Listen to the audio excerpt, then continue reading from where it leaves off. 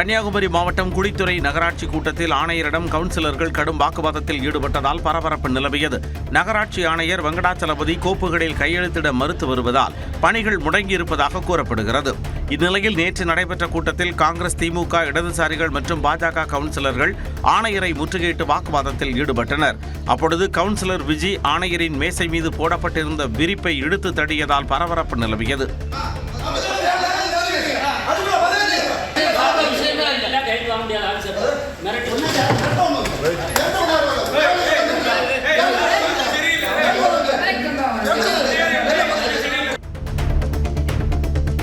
திருவாரூர் மாவட்டத்தில் ஒரே நாளில் 4 பேர் குண்டர் தடுப்பு சட்டத்தின் கீழ் கைது செய்யப்பட்டனர். பெருக வாழ்ந்தான் காவல் சரகத்தில் கஞ்சா விற்ற பாலமுருகன், பெலிக்ஸ் ராஜா ஆகியோர் மீது குண்டர் சட்டத்தின் கீழ் நடவடிக்கை எடுக்கப்பட்டது. இதேபோன்று மன்னார்குடி பகுதியில் அடிதடி வழக்கில் கைதான திருமணி என்கின்ற ராஜ்குமார் மற்றும் திருத்துறைப்பூண்டியில் கஞ்சா விற்ற மணிகண்டன் ஆகியோரும் குண்டர் தடுப்பு சட்டத்தின் கீழ் திருச்சி மத்திய சிறையில் அடைக்கப்பட்டனர். புதுச்சேரி காங்கிரஸ் தலைவர் வைத்தியலிங்கத்திற்கு எதிராக போராட்டத்தில் ஈடுபட்ட அந்த கட்சியை சேர்ந்த 10 பேர் இடைநீக்கம் செய்யப்பட்டுள்ளனர். சட்டசபை தேர்தல் தோல்விக்கு பொறுப்பேற்று மாநில காங்கிரஸ் தலைவர் வைத்தியலிங்கம் எம்பி தன்னுடைய பதவியை ராஜினாமா செய்துள்ளார். முன்னதாக ராஜினாமா செய்யக்கோரி கடந்த 6ஆம் தேதி கட்சி அலுவலகம் முன்பாக ஒரு பிரிவினர் போராட்டம் நடத்தினர். இந்நிலையில் கட்சியின் ஒழுங்கை மீறி போராட்டத்தில் ஈடுபட்ட 10 நிர்வாகிகளை கட்சியின் தலைமை அதிரடியாக சஸ்பெண்ட் செய்துள்ளது.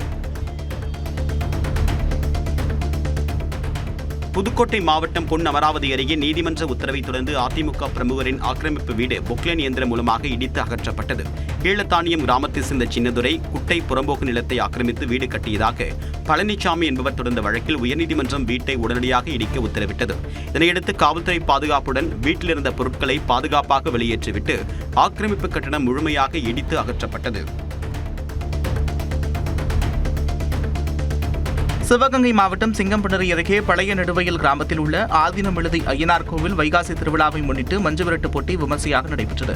200க்கும் மேற்பட்ட காளைகள் அவிழ்த்துவிடப்பட்டு சீறி பாய்ந்தன. காளைகள் முட்டியதில் லேசான காயமடைந்த 5 பேருக்கு மருத்துவக் குழுவினர் உடனடியாக முதலுதவி சிகிச்சை அளித்தனர்.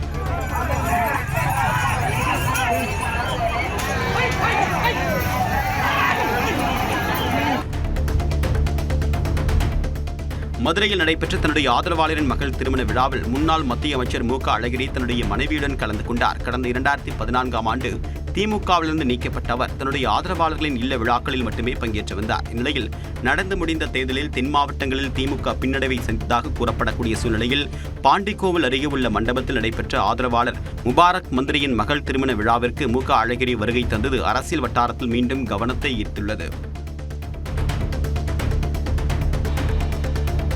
சிவகாசி அருகே வீடு புகுந்து கத்தியை காட்டி மிரட்டி பணம், நகை பறித்த கும்பலை 12 மணி நேரத்திற்குள் காவல்துறையினர் கைது செய்தனர். விஜயலட்சுமி காலனியில் வசித்து வரும் மருதாயி என்ற பெண்ணின் வீட்டிற்குள் புகுந்த மர்ம நபர்கள் கத்தியை காட்டி மிரட்டி தங்கத்தோடு, வெள்ளி கொலுசு, 7000 ரூபாய் பணம் உள்ளிட்டவற்றை பறித்து சென்றனர். இது தொடர்பாக மருதாயி அளித்த புகாரில் 12 மணி நேரத்திற்குள் 6 பேரை கைது செய்து காவல்துறையினர் நகையை மீட்டனர். தென்காசியில் சூரியனை சுற்றி ஒளிவட்டம் தோன்றியது. தென்காசியில் சூரியனை சுற்றி ஒளிவட்டம் தோன்றிய அபூர்வ இயற்கை காட்சி பொதுமக்கள் மத்தியில் ஆச்சரியத்தை ஏற்படுத்தியது. வானில் வெள்ளை மேகங்கள் சூழ்ந்திருந்த நிலையில் சூரியனை சுற்றி தெளிவான வளையம் போன்ற ஒளிவட்டம் நீண்ட நேரம் தென்பட்டது. இந்த அரிய காட்சியை பொதுமக்கள் தங்களது செல்போன்களில் படம் மற்றும் வீடியோவாக பதிவு செய்து சமூக வலைதளங்களில் பகிர்ந்தனர். சென்னை பெருங்குடி கல்லுக்குட்டை பகுதியில் மழைநீர் செல்லும் பாதைகள் மற்றும் அரசு நிலங்களை ஆக்கிரமித்திருந்ததை சென்னை மாநகராட்சி அதிகாரிகள் 2வது முறையாக அகற்றி நடவடிக்கை எடுத்தனர். ஆக்கிரமிப்பு செய்த நிலங்களை லட்சக்கணக்கில் விற்பனை செய்வதாக குற்றச்சாட்டு எழுந்தது. ஏற்கனவே ஆக்கிரமிப்புகள் அகற்றப்பட்டு எச்சரிக்கை பலகை வைக்கப்பட்டிருந்த நிலையில் மர்ம நபர்கள் மீண்டும் அந்த பலகையை அகற்றிவிட்டு ஆக்கிரமிப்பில் ஈடுபட்டனர். இதனை பொதுமக்கள் தடுத்து நிறுத்தி அதிகாரிகளுக்கு தகவல் கொடுத்ததை அடுத்து மீண்டும் அங்கு வந்த மாநகராட்சியினர் ஆக்கிரமிப்புகளை அகற்றி புதிய எச்சரிக்கை பலகையை வைத்தனர். தேனி அரசு மருத்துவக் கல்லூரி மருத்துவமனையின் உள் நோயாளிகள் பிரிவில் எலிகள் கூட்டமாக சுற்றித் திரியும் வீடியோ வெளியாகி பொதுமக்கள் மத்தியில் பெரும் அச்சத்தை ஏற்படுத்தியது.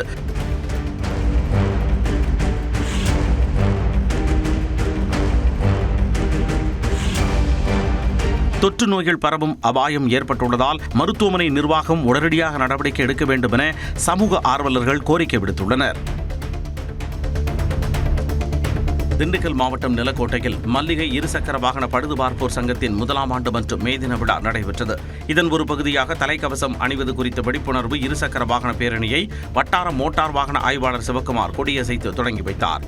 தொடர்ந்து நடைபெற்ற விழாவில் சங்கத்தை அரசு முழுமையாக அங்கீகரிக்க வேண்டும் மற்றும் தொழிலாளர்களுக்கு அரசு சார்பாக உயிர் காப்பீட்டு திட்டம் வழங்க வேண்டும் என்பன உள்ளிட்ட தீர்மானங்கள் நிறைவேற்றப்பட்டன.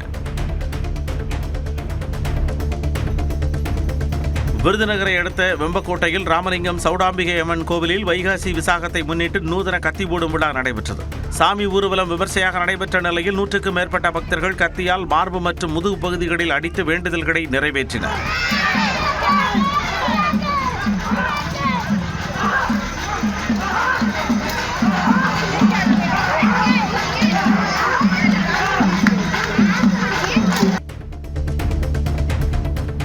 சென்னை மதுரவாயிலில் இளைஞரை அறிவாளால் சரமாரியாக வெட்டிய கும்பலை காவல்துறையினர் தேடி வருகின்றனர்.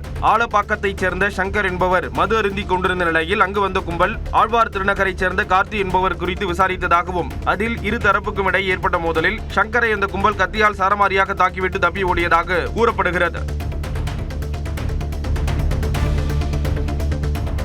திருப்பதியில் உள்ள ஏழுமலையான் கோயிலில் சுமார் 4 கிலோ எடையுள்ள தங்க ஆபரணங்களுடன் தரிசனத்திற்கு வந்த பக்தர் ஒருவரை மக்கள் ஆச்சரியமாக பார்த்தனர்.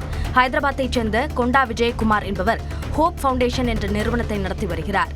இவர் விரல்களில் தங்க மோதிரங்கள், கைகளில் பிரேஸ்லெட்கள் மற்றும் கழுத்தில் கனமான தங்க சங்கிலிகள் என சுமார் 4 கிலோ எடையுள்ள ஆபரணங்களை அணிந்து கோயிலுக்கு வந்தார். புதுக்கோட்டை மாவட்டம் கரம்பக்குடி அருகே உள்ள காட்டாத்தி ஸ்ரீ வீரமா காளியம்மன் கோயிலில் மது எடுப்பு விழா விமர்சையாக நடைபெற்றது. நவதானியங்கள் நிரப்பப்பட்ட பானைகளில் தென்னை பாளைகளை வைத்து அலங்கரித்து தலையில் சுமந்தவாறு பெண்கள் ஊர்வலமாக சென்றனர். அவர்கள் ஐயனார் கோயிலை அடைந்ததும் பானைகளுக்கு சிறப்பு அபிஷேகம் செய்யப்பட்டது. பின்னர் ஸ்ரீ வீரமா காளியம்மன் கோயிலுக்கு சென்ற பெண்கள் அம்மனை சுற்றி வலம் வந்து கும்மியடித்து குலவையிட்டு வழிபட்டனர்.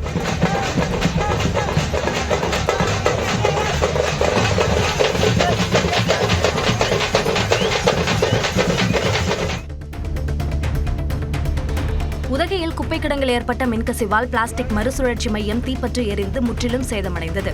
உதகை நகரில் சேகரிக்கப்படும் சுமார் 45 டன் குப்பைகள் தீட்டுக்கல் பகுதியில் உள்ள கிடங்கில் தரம் பிரிக்கப்பட்டு வருகிறது. அங்குள்ள பிளாஸ்டிக் மறுசுழற்சி மையத்தில் திடீரென்று தீ விபத்து ஏற்பட்டது. தகவல் அறிந்து சென்ற தீயணைப்பு வீரர்கள் 3 மணி நேரம் போராடி தீயை அணைத்தனர். இந்த தீ விபத்தால் அப்பகுதி முழுவதும் கரும்புகை பரவி பொதுமக்கள் பாதிக்கப்பட்டனர். திருவண்ணாமலை மாவட்டம் செய்யாறு மற்றும் அதன் சுற்றுவட்டார பகுதிகளில் பலத்த காற்றுடன் கனமழை பெய்ததால் குளிர்ச்சியான சூழல் நிலவியது. தூசி, மாமண்டூர், வெண்பாக்கம், மாங்கால் கூட்டு சாலை, வளர்ப்புறம், அனகாவூர், செங்காடு, மேல்மா உள்ளிட்ட பகுதிகளில் அரை மணி நேரத்திற்கு மேலாக மழை கொட்டி தீர்த்தது. இதனால் சாலைகளில் மழைநீர் வெள்ளம் போல் பெருக்கெடுத்து ஓடியது.